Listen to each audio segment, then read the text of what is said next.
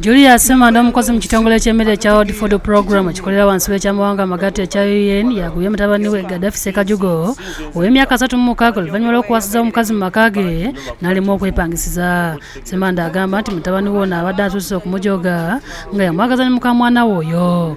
Omukyala ali omu alina olubuto luyeno mbuze namwagala nze njagala oyo.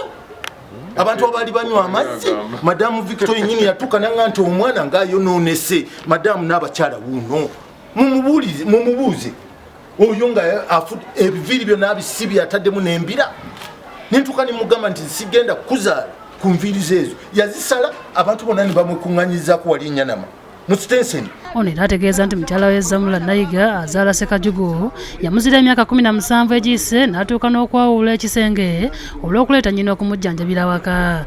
If you can't respect me, beera n'abaana bo. As simple as that. Myaka 17 nakusuula. Myaka 17 kabawula ekitanda ono musajja n'oli musajja n'ono mukyala n'oli mukyala bakubuulire which is which. Buba bwangu bamba nina kukola. Nze nakugoba. So Buba wangu bamunyi tiwali buzibu nsina feta yawo. Yennyina Semanda Teopisa Namusa ategeeza nti muzzukulu amwegezezzaamu okumukuba enfunda eziwera nga yatuuka n'okumulangira obwamalaaya. Omukyala yagamba munyoko talina kubeera wano mu nnyumba eno ave wagende oyo mutabani we yakandeegezaamu emirundi 4 okunkuba bwangamba mbununa nali malaaya nga nuna ebintu by'abasajja kale ebintu biwemula taata. Ssentebe Muyanja David ategeeza nti ensonga z'abantu bano azibaddemu ebbanga ddene nga yawa Ssekajugo nsalesale wa mwezi gumu gwokka okwamuka amaka ga kitaawe kyokka ne yerema. Ssekajugo asoose okuba omugonvu asabye kitaawe okumuwaayo akadde anoonye enju kyokka ne yerema ng'agamba nti amuwa obudde obumala.